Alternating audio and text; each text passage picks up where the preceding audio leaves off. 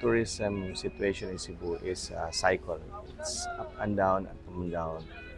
Um, I've talked to GM JJ Neri, and these months are actually the low months because tourists are going back to their home country as well.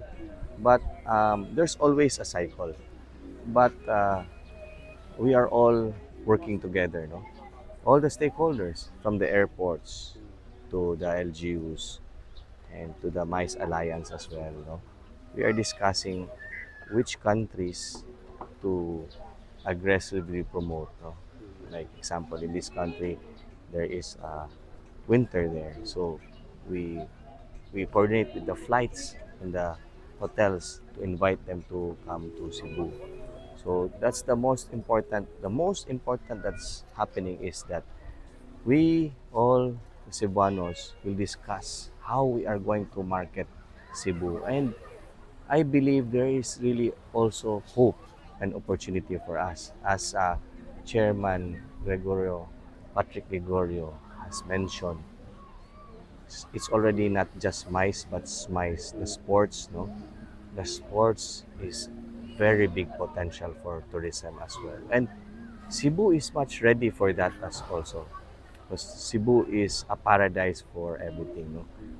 Like if you say like in Singapore, why Singapore is successful in their F1 is because after every race or during the race, people can just go around and do something else. So it's the same here in Cebu. Even if we are promoting the sports here, the sports competitions, but there's so much things to do here in Cebu, places also to go. That's very true. That's the reason why we organize the MICE Alliance. The Cebu MICE Alliance is actually a convergence of the government sector and the private sectors converging also. Even if the hotels are competing against each other, but if we promote Cebu as one, there's so much for everything. Imagine hundreds of thousands of tourists coming in. One hotel cannot house them. So if we all work together, there's enough for everybody. That's the reason why we are promoting Cebu as a unified Cebu, so that we can promote Cebu as one, so that whenever we have these delegates, everybody can chip in and help each other. So everybody can share on the pie as well. We should align. We should be working together. Because in the end of the day, um, we are promoting our hometown, our beloved Cebu. So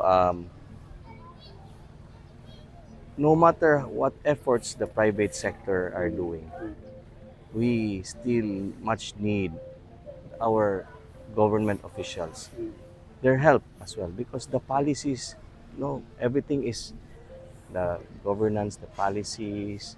They are the one who make those. It's not the private sector.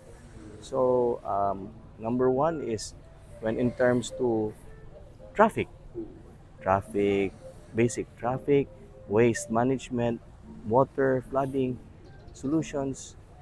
The private sector can just do so much, but we need the help of the government to really implement this, to make this successful. There's so many things that is going to happen next year. Aside from the Cebu as hosting for the next PCCCI Visayas Area Business Conference, we're crossing our fingers also that we will get the hosting also of the MICE convention, MICE conference for next year. So aside from that, all the other sports uh, conventions and sport tourisms that Chairman Pato just mentioned. So very exciting for all of us. And these are the things that would instill the economy. No? It makes the whole Cebu alive. Everybody will benefit from all this.